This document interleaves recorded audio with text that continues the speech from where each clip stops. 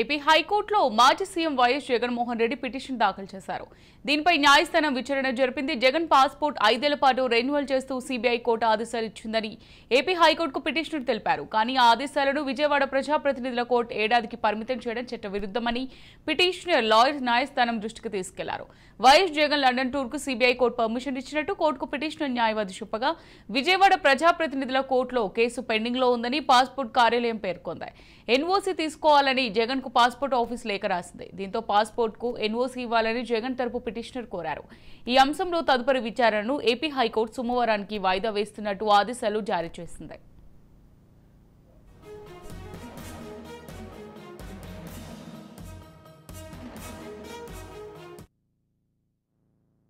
వైఎస్ఆర్సీపీ అధినేత, ఆంధ్రప్రదేశ్ రాష్ట్ర మాజీ ముఖ్యమంత్రి సమస్యల సుడిగుండంలో నుండి బయటపడడం లేదు. సీఎం పదవి పార్టీ ఘోరంగా విఫలం చెందిన అనంతరం పార్టీ పరంగా ఎన్నో ఇబ్బందులు ఎదుర్కొంటున్నటువంటి వైఎస్ జగన్మోహన్ రెడ్డి పద్ధతుల పరంగా కూడా ఎన్నో ఇబ్బందులు ఎదుర్కొనేటటువంటి పరిస్థితులు.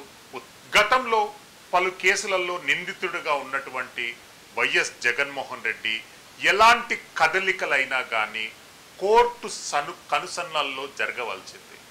రాష్ట్ర ముఖ్యమంత్రిగా ఉన్నప్పుడు డిప్లొమాటిక్ పాస్పోర్ట్ ఉన్నటువంటి ముఖ్యమంత్రి గారికి పదవి పోయాక ఒక్కసారిగా పాస్పోర్ట్ రద్దయింది. పాస్పోర్ట్ రద్దయిన అనంతరం నార్మల్ పాస్పోర్ట్ గురించి వైఎస్ జగన్మోహన్ రెడ్డి గారు అప్లికేషన్ చేసుకోగా సిబిఐ కోర్టు పాస్పోర్ట్ ఇచ్చేందుకు అనుమతించింది. అయితే 5 సంవత్సరాల పాస్పోర్ట్ ఇవ్వాలంటని చెప్పి జగన్మోహన్ రెడ్డి ఈ సందర్భంగా అప్లికేషన్ నమోదు చేసుకున్నారు. ప్రజాప్రతినిధుల కోర్టులను విచారణ గావిస్తున్నటువంటి విజయవాడలోని ప్రత్యేక న్యాయస్థానం మాత్రము 5 సంవత్సరాలు కాదు, కేవలం 1 సంవత్సరమే పాస్పోర్టు అనుమతిస్తామనేటటువంటి అంశాన్ని గౌరవ న్యాయస్థానం అయితే జగన్మోహన్ రెడ్డి గారు న్యాయస్థానం ఇచ్చినటువంటి తీర్పుకు ఏకీభవించకుండా హైకోర్టును ఆశ్రయించారు.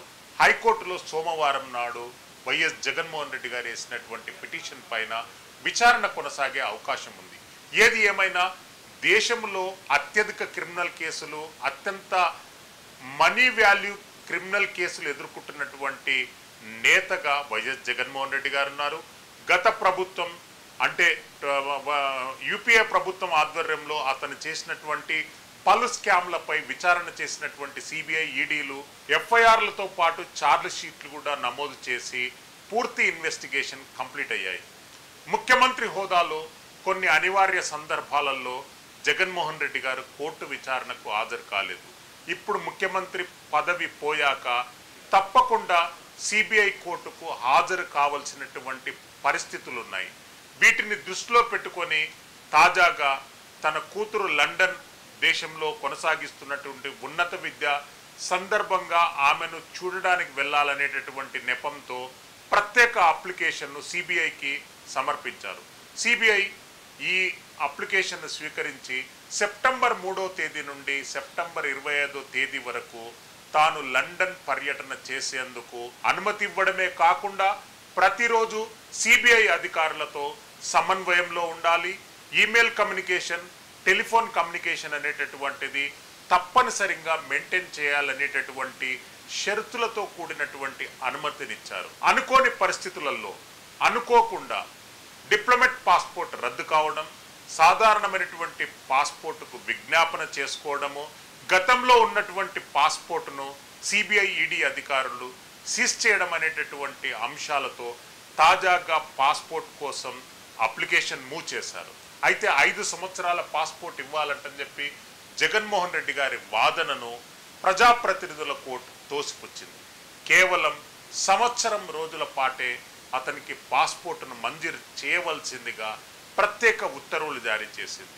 ప్రజాప్రతినిధుల కోర్టు ఇచ్చినటువంటి తీర్పును సమీక్షించని జగన్మోహన్ రెడ్డి గారు హైకోర్టుకు వెళ్లారు. హైకోర్టులో వాదనలు సోమవారానికి వాయిదా వేశారు. ఏది ఏమైనా కాన్స్టిట్యూషన్ పరంగా భారతదేశంలో కొనసాగుతున్నటువంటి ప్రజాప్రతినిధులకు వ్యతిరేకంగా కేసులు కానివ్వండి, వాటిపైన విచారణలు కానివ్వండి, ఎంపీ ఎమ్మెల్యే యాక్ట్స్ కానివ్వండి, ఈడీ కొనసాగిస్తున్నటువంటి దాడులు కానివ్వండి, పాస్పోర్ట్ ఇచ్చేటటువంటి స్కోప్ ఇన్ని కేసులు ఎదుర్కొంటున్నటువంటి వ్యక్తికి లేదు. ఉంటే స్పెషల్ పర్మిషన్తో అతను మన దేశం నుండి ఇతర దేశాలకు వెళ్ళేటటువంటి స్కోప్ ఒక్కటే ఉంది. ఒక జగన్మోహన్ రెడ్డి గారికి భారత ప్రభుత్వం, భారత ఎక్స్టర్నల్ అఫేర్స్ మినిస్ట్రీకి పాస్పోర్ట్ మంజూరు చేస్తే దేశవ్యాప్తంగా హై వాల్యూమ్ కేసెస్ ఎదుర్కొంటున్నటువంటి సుమారు 4,000 మంది క్రిమినల్స్ కూడా ఈ వెసులుబాటును ఉపయోగించుకునేటటువంటి ప్రమాదం ఉన్నందున హైకోర్టు కూడా సోమవారం రోజు వైఎస్ జగన్మోహన్ రెడ్డి గారి నివేదనను, ఆయన అప్లికేషన్ను స్వీకరించేటటువంటి పరిస్థితులు లేవు. సుప్రీంకోర్టు అంశానికి వస్తే మాత్రం సుప్రీంకోర్టులో ఇప్పటికే దేశాన్ని వదిలిపెట్టి వెళ్ళిపోయినటువంటి విజయ్ మాల్యా కానివ్వండి, నీరవ్ మోడీ కానివ్వండి, ముఖక్షి కానివ్వండి, ఆయనతో పాటు సుమారు 50 మంది మోస్ట్ వాంటెడ్ క్రిమినల్స్ వదిలిపెట్టి పారిపోయారు. వాళ్ళ గురించి ఎక్స్ట్రాడిషన్ టీటీలే కాకుండా ఇతర వ్యవహారాలలో భారతదేశానికి తిరిగి మళ్ళీ తెచ్చేందుకు ప్రయత్నాలు కొనసాగుతున్నాయి. ఈ పరిస్థితులలో జగన్మోహన్ రెడ్డి గారికి ఆంధ్రప్రదేశ్ హైకోర్టు పర్మిషన్ గ్రాంట్ చేస్తుంది అనేటటువంటి హోప్ తగ్గిపోయింది. ఒకవేళ సుప్రీంకోర్టుకి వెళ్తే కూడా సుప్రీంకోర్టులో ఉన్నటువంటి లీగల్ క్లచెస్, కాన్స్టిట్యూషన్ పరిధులు, కాన్స్టిట్యూషన్ ప్రొవిజన్స్ ప్రకారంగా ఏ కోశాన కూడా ఇన్ని క్రిమినల్ కేసులు ఎదుర్కొంటున్నటువంటి వ్యక్తికి అనుమతి లభించేటటువంటి చట్టమైన ప్రొవిజన్స్ లేవు. అయితే జగన్మోహన్ రెడ్డి గారి ప్రయత్నాలు విఫల ప్రయత్నంగా మారేటటువంటి అవకాశం ఉంది.